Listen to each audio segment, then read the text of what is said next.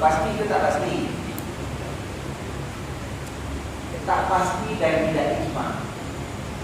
Ulama tidak sepakat tarikh khusus sebenarnya berlaku Isra Mi'raj itu berapa bulan. Karena ada pandangan yang berbeza. Contoh begitu juga dengan sambutan keputraan kelahiran baginda Rasulullah Sallallahu Alaihi Wasallam. Biasa kita sambut berapa bulan? 12. Tapi awal itu saling satu pendapat daripada beberapa pendapat yang ada.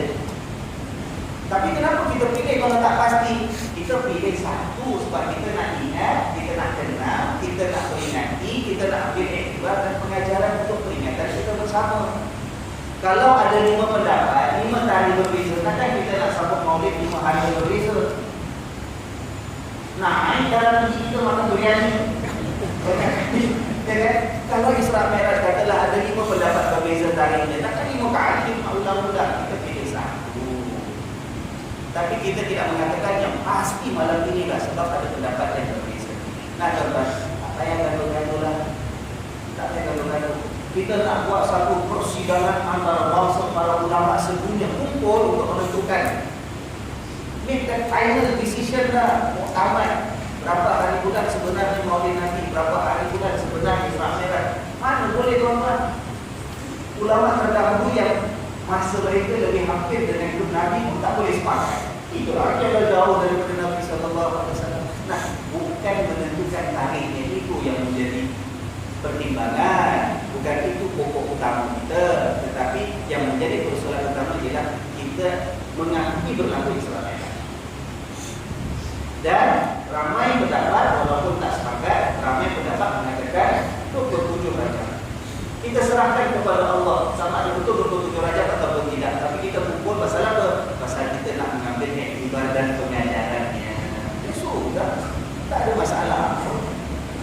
Tapi Ustaz, kalau kita tak sambut Isra Mi'raj boleh tak Ustaz? Malas kalau nak datang-datang syarahan forum-forum. Masing-masing sudah tak baca kisah tentang Nabi atau majlis-majlis, terpulang. Asalkan jangan bila tak buat majlis, tak datang majlis sampai kita lupa Nabi, jangan sampai macam ni. Tapi kalau rasa dirinya dengan kita pembacaan sendiri, pengajian kita sendiri, kita ingatkan diri sendiri, keluarga kita sendiri, kita tak datang majlis Isra Mi'raj pun tidak mengurangkan penghayatan kita tentang peristiwa Nabi Sallallahu Alaihi Wasallam sampai dibersihkan. Contoh macam maulid, banyak kali kita sebut jangan gaduh-gaduh ya kan. Nak sambut tak nak sambut. Tapi kalau tak nak sambut, jangan sampai kita lupa bahawa Nabi Sallallahu Alaihi Wasallam itu dilahirkan oleh Allah untuk membawa rahmah bagi kita, membawa siraj dan nur cahaya penerangi perjalanan hidup kita. Jangan sampai lupa. Jangan sambut. Jadi yang salah itu macam mana? Yang salah orang tak nak sambut tapi lupa. Ataupun salahnya orang yang pada pendapat dia itu tak boleh sambut. Ada orang kan pendapat dia macam itu. Belajar yang dulu tak boleh kita nak sambut-sambut Isra Mi'raj ke Ismu Syahban ke Maulid ke. Okeylah, kita pun tak nak gaduh dengan dia. Awak tak nak sambut, awak kata tak boleh. Tak boleh tapi datang juga. Salah. Dia dah sanggup buruk lah. Sanggup buruk. Kita hidup dalam zaman penuh ujian. Sebab ujian daripada Allah itu tidak dapat kita elakkan. Ujian yang kita hadapi sebagai sebuah masyarakat tidak membolehkan kita untuk berpecah belah pada perkara-perkara yang memang ulama pun tak sepakat. We cannot afford. Kita tak mampu untuk bergaduh dan terus berkelakar dalam perkara yang memang dipertikaikan hilang oleh para ulama. Sudah, itu satu aspek dalam sejarah Islam yang dibincangkan oleh para ulama dan as it is. Maka seperti itulah tanggungjawab kita masing-masing kita untuk mendekatkan diri kita kepada Allah, untuk mengenali Rasulullah Sallallahu Alaihi Wasallam, untuk mengambil iktibar daripada sejarah hidup baginda Sallallahu Alaihi Wasallam.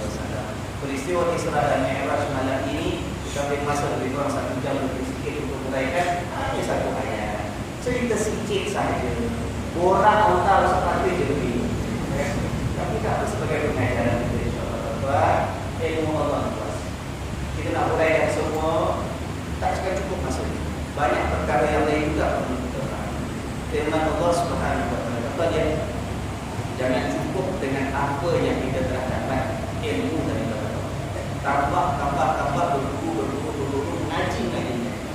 Lau anzalna hadal Lau kana al-bahru midadan li kalimati rabbi lanafida al-bahru qabla an tanfada kalimatu rabbi walau ji'na bimithlihi madada. Apa maknanya? Kalaulah anzalna apa ayat? Kalaulah lautan yang luas ini dijadikan sebagai tinta untuk menulis kalimat-kalimat Allah, nescaya lautan itu kering. Sedangkan kalimat ilmu Allah ditulis tak habis-habis, tuan-tuan.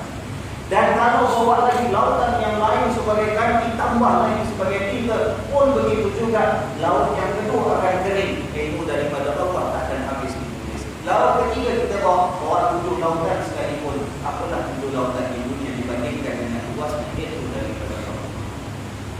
Sebab itu kita jangan gaduh pada perkara yang kita tak pasti sebab kita ulama. Orang yang nak gaduh itu menunjukkan ilmunya itu terlalu sedikit.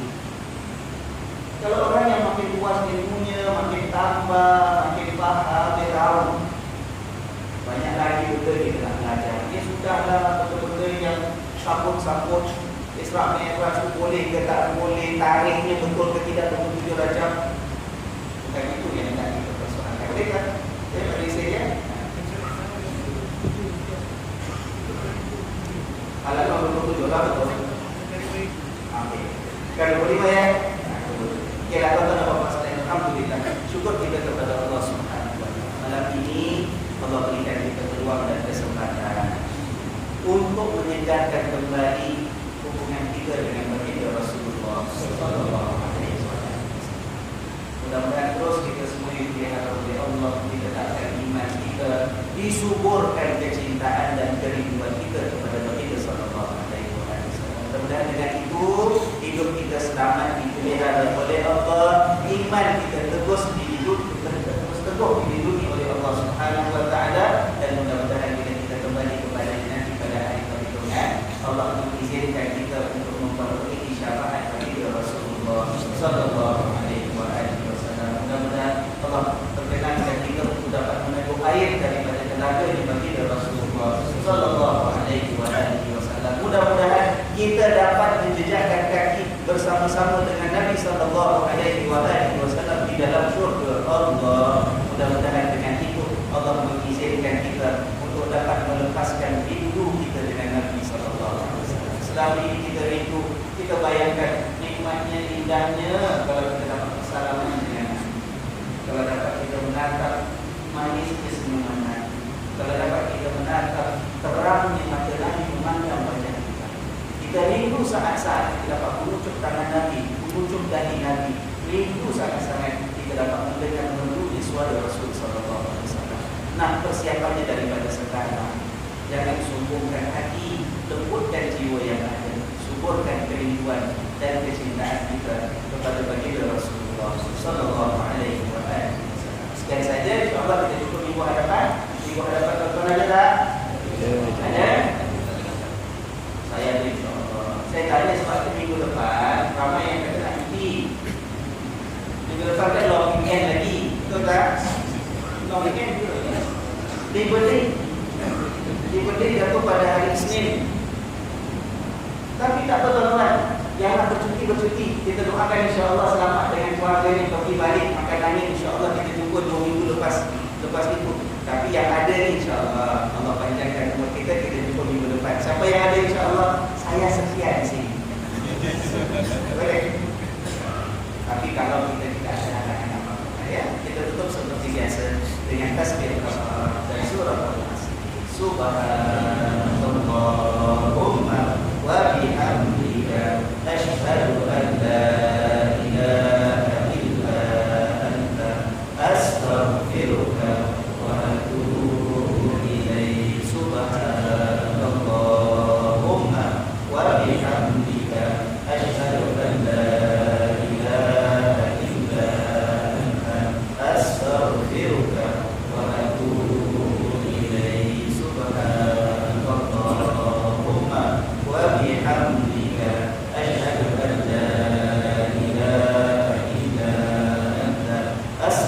أستغفرك وأتوب إليك. أعوذ بالله من الشيطان الرجيم.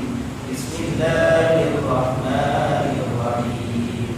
والعصر إن الإنسان لفي خسر إلا الذين آمنوا وعملوا الصالحات وتواصوا بالحق وتواصوا بالصبر. السلام عليكم ورحمة الله وبركاته.